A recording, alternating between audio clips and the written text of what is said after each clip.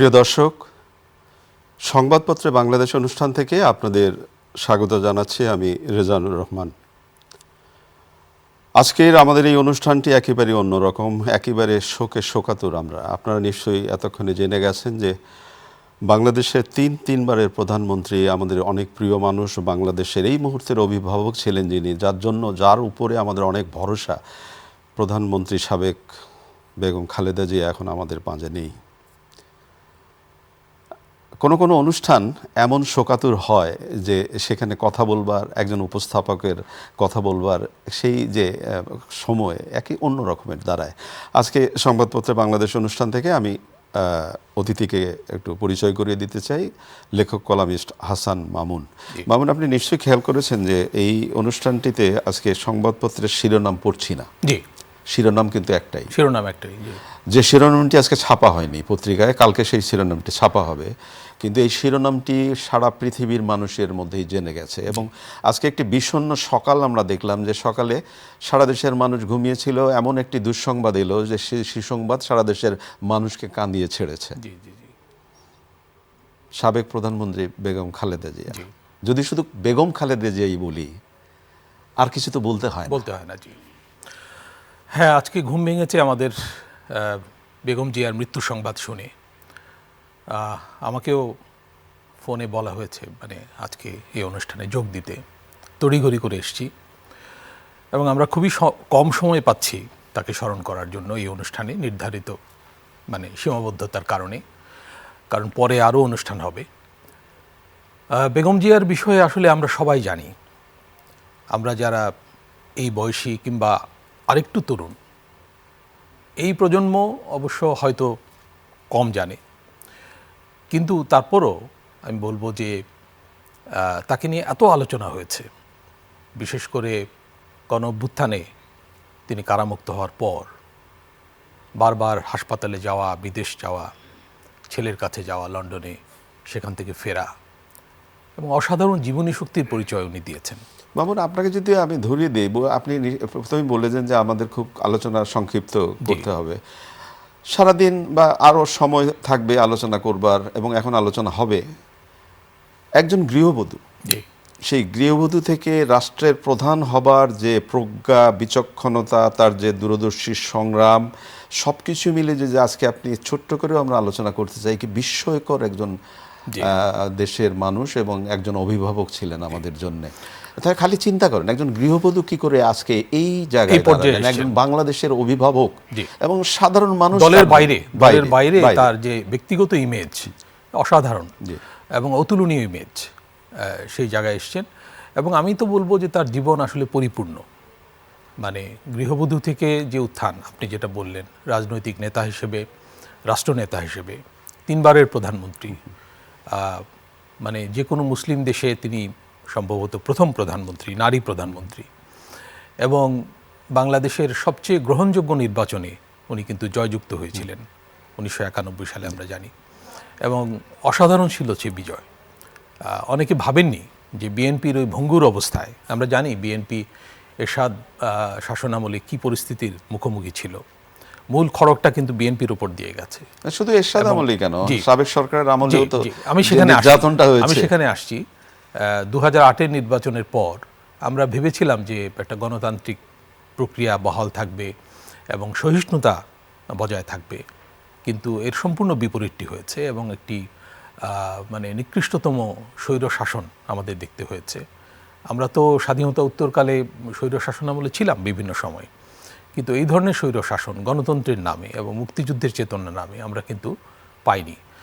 তো এটা দেশের জনগণের ওপর দিয়ে গেছে, এর যে মানে প্রেশার, এর যে চাপ, ব্যক্তিগত হয়ে বেগম জিয়ার উপর দিয়েও গেছে। একটি তুচ্ছ মামলায় তাকে জেলে নেওয়া হয়েছিল 2018 নির্বাচনের আগে, এবং তারপরও তিনি এবং তার পুত্র তারেক রহমানের নেতৃত্বে বিএনপি কিন্তু নির্বাচনে গিয়েছিল গণতন্ত্র উত্তরণের স্বার্থে, এবং সেই নির্বাচনকেও একটা প্রতারণায় পরিণত করা হয়। তারপর তারেক রহমানের নেতৃত্বে মূলত দল পরিচালিত হয়েছে এবং দলের আরেকটা রূপান্তর হয়েছে। আমি এখানে বলতে চাই যে জিয়াউর রহমান সাহেব কিন্তু দল প্রতিষ্ঠা করলেও উনি দলকে যে একটা গণতান্ত্রিক ভিত্তির উপর দাঁড় করানো, সুশৃঙ্খল করা, প্রতিষ্ঠিত করা এই সময় পাননি। উনি অকালে নিহত হয়েছিলেন মর্মান্তিকভাবে, এবং সেই সূত্রে বেগম জিয়া এসেছিলেন। ধীরে ধীরে দলে কিন্তু উনি সদস্য পদ থেকে দলের দায়িত্ব নেন, এবং তার হাতে বিএনপি একটা গণতান্ত্রিক দল হিসেবে বিকশিত হয়। এবং তিনি কিন্তু মানে প্রয়োজনীয় আপোষেরও মানে প্রক্রিয়াতে গিয়েছিলেন। যেমন আমরা জানি যে মানে তত্ত্বাবধায়ক সরকার ব্যবস্থা তিনি কিন্তু গ্রহণ করেছিলেন এবং অনেকটা আপোষে পদত্যাগ করেছিলেন, এবং সেই নির্বাচনেও তার নেতৃত্বে বৃহত্তম বিরোধী দল হিসেবে বিএনপি আত্মপ্রকাশ করে। আপনি নির্বাচনের কথা বললেন, কি বিস্ময়কর তিনি ইতিহাস! কোনো নির্বাচনে হারেননি। আপনি চিন্তা করেন যে আজকের পত্রপত্রিকার শিরোনামে এই যে হাস্যোজ্জ্বল মুখটি দেখছি, প্রথম আলোর পত্রিকাটিতে আমার সামনে আছে, এখানে আলোচিত প্রার্থীরা কে কোন আসনে, খালেদা জিয়া 3টি আসনে নির্বাচন করার কথা, তিনি 3টি আসনে নির্বাচন তার করবেন। স্বাক্ষর নেওয়া যায়নি, টিপসই নিয়ে আজকে তার এই ছবিটির পাশে আমরা তার মানে চলে যাওয়ার কথা আমরা চিন্তা করছি। এই যে নেত্রী, আপসহীন নেত্রী বেগম খালেদা জিয়ার জীবন, এই যে আদর্শ, এই আদর্শের জায়গা, আপনার ভবিষ্যৎ যে সামনের বাংলাদেশ, আমরা খুব আশায় ছিলাম যে এভার কেয়ার হাসপাতালে যখন উনি চিকিৎসাধীন আছেন, দেশি বিদেশি অনেক চিকিৎসক এলেন, এবং স্বপ্নটা এরকমই ছিল তিনি বাঁচবেন এবং তিনি বেঁচে এই যে সামনের নির্বাচনটা হচ্ছে সেই নির্বাচনে অংশ নেবেন এবং সেই নতুন বাংলাদেশকে তিনি দেখবেন। আমাদের সেরকম প্রত্যাশা ছিল। হ্যাঁ, প্রত্যাশা ছিল, কিন্তু মেডিকেল মানে টেকনিক্যাল দিক থেকে যারা জানেন তারা আসলে খুব একটা আশাবাদী ছিলেন না তার মানে ফিরে আসার ব্যাপারে, এবং তাকে বিদেশে নিয়ে যাওয়া কিন্তু সম্ভব হয়নি, যে প্রস্তুতি ছিল সব রকম। তবে একটা মানে তার সান্ত্বনা থাকবে যে উনি গণ অভ্যুত্থান দেখে গেছেন, যে স্বৈর শাসন আমলে তিনি নিপীড়িত হয়েছিলেন, তার দল ভয়াবহ পরিস্থিতির মুখোমুখি হয়েছিল, সেই শাসনামলের উৎখাত উনি দেখে গেছেন এবং কারামুক্ত হয়েছেন, এবং তার পুত্র দেশে ফিরে এসছেন, সেটাও সম্ভবত তিনি জেনে গেছেন, বা তিনি তো জানতেন যে তার ছেলে ফিরে আসবে, এবং দল তার পুত্র তারেক রহমানের হাতে গেছে। একটা গণতান্ত্রিক উত্তরণের প্রক্রিয়ায় দেশ আছে, এই ব্যাপারটা উনি দেখে গেছেন, যে জন্য উনি কিন্তু পুরো রাজনৈতিক জীবনে উনি সংগ্রাম করেছেন। এক হচ্ছে গণতন্ত্রের প্রশ্নে অটল থাকা, আর স্বাধীনতা সার্বভৌমত্বের ব্যাপারে উনি কিন্তু অসাধারণ। না, শুধু স্বাধীনতা সার্বভৌমত্বের ব্যাপারই না, আপসহীন একজন নেত্রী হিসাবে তার যে অবদান এই দেশের মানুষের জন্য, তিনি যে ধরেন রাজনীতি এবং জনসভায় যে মানে বিস্ময়কর অবদানটা রেখে গেলেন, সেই অবদানটাই বোধ করি বাংলাদেশকে, আগামীর বাংলাদেশকে একটা এগিয়ে নিয়ে যাবার একটা সাহস। আরেকটা কথা আমি এখানে বলতে চাই যে শিষ্টাচারের দিক থেকে, সৌজন্য, শিষ্টাচার, রুচি, সৌন্দর্য, এইসব দিক থেকে বেগম জিয়া কিন্তু অসাধারণ। এই কারণে আমরা তাকে স্মরণ করব, এবং অবশ্যই স্মরণ করতে হবে, কারণ আমাদের রাজনীতিতে অশিষ্ট ভাষা ব্যবহার, পরস্পরের প্রতি মানে হিংসাত্মক কথাবার্তা, এগুলো থেকে তো আমরা বের হতে পারিনি এখনো। সেই জায়গায় বেগম জিয়া কিন্তু অসাধারণ, এবং উনি একটা দৃষ্টান্ত প্রতিষ্ঠা করে গেছেন। গণতন্ত্র, স্বাধীনতা, সার্বভৌমত্বের প্রতীক, এবং জাতীয় অভিভাবকের পর্যায়ে উনি কিন্তু উন্নীত হয়েছিলেন, এবং সেজন্য আমি বলবো যে তার জীবন কিন্তু পরিপূর্ণ, একটা পরিপূর্ণ জীবন নিয়ে তিনি এই পৃথিবী থেকে বিদায় নিয়েছেন। আমরা তো তার কথা দীর্ঘদিন স্মরণ করব, এবং গণতন্ত্রে উত্তরণের পর আমার মনে হয় যে বেগম জিয়াকে বিশেষ সম্মানেও সম্মানিত করা দরকার, বিশেষ উপাধিও, তাকে জাতীয় উপাধিও দেওয়া যেতে পারে বলে আমার ব্যক্তিগতভাবে মনে হয়। বিএনপি 7 দিনের শোক কর্মসূচি ঘোষণা করেছে, এবং ঢাকায় 2টি দলীয় কার্যালয়ে তাদের শোক বই থাকবে, এবং প্রত্যেকটি জেলা শহরে তাদের কেন্দ্রীয় কার্যালয়ে শোক বই রাখা হবে, এবং সবাই শোক বই স্বাক্ষর করবেন সবাই। তো সেই জায়গা থেকে একটা ব্যাপার যেটা আমার কাছে, যেটা আমি আপনার কাছে জানতে চাই, এই যে বিস্ময়কর একটি অধ্যায়ের মানে কি সমাপ্তি ঘটলো বলা যায়, কিন্তু এটা কি সমাপ্তি না? বেগম জিয়াকে আমরা স্মরণ রাখবো, স্মরণে উনি থাকবেন, এবং শুধু দলীয়ভাবে না, আমি তো বললাম যে জাতীয়ভাবে তাকে একটা বিশেষ মর্যাদায় মানে চিহ্নিত করা যায়, তাকে প্রতিষ্ঠিত করা যায় এবং খালেদা জিয়ার জীবন কিন্তু অনুসরণীয় হয়ে থাকবে ভবিষ্যতের নেতাদের জন্য। শুধু নারী জাগরণের কথাই যদি বলি, নারী শিক্ষার ক্ষেত্রে যদি বলি, তাহলে যে বেগম জিয়ার যে অবদান, সেই অবদান তো বোধহয় নারীরা স্বীকার করেন, অবশ্যই করেন। তো এই জায়গাটাকে আপনি কিভাবে দেখেন? জি, বেগম জিয়া প্রথমত উনি তো প্রথম নারী প্রধানমন্ত্রী আমাদের। নারী শিক্ষা প্রসারেও তার কিন্তু কন্ট্রিবিউশন ছিল। এই যে উপবৃত্তি তার আমলেই সম্ভবত চালু হয়, এটা একটা অসাধারণ সিদ্ধান্ত যেটা পরবর্তী সরকারগুলো কিন্তু ফলো করে যাচ্ছে।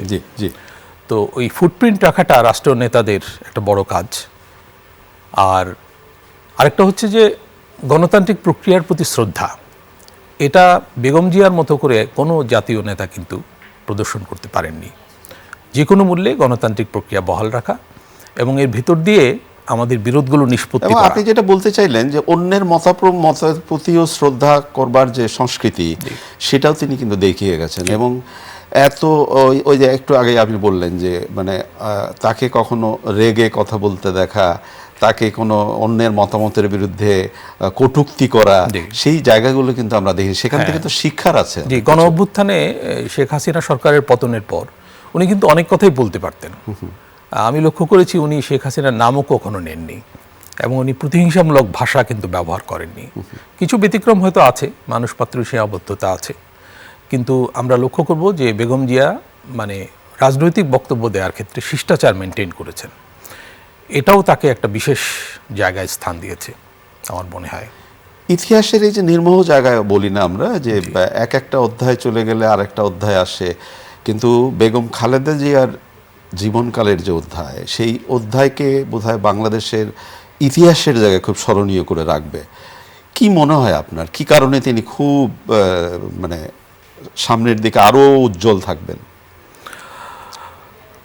বেগম জিয়া প্রথমত একটা সেনা শাসন থেকে তৈরি দলকে গণতান্ত্রিক দলে রূপান্তরিত করেছেন এবং আপনি লক্ষ্য করবেন যে গণ অভ্যুত্থানের পরে দেশের মধ্যপন্থী উদারপন্থী মানুষ এই দল ঘিরেই কিন্তু মানে নতুন করে চিন্তা ভাবনা করছে যে এই দলের মাধ্যমে তারা একটা আশ্রয় পাবে।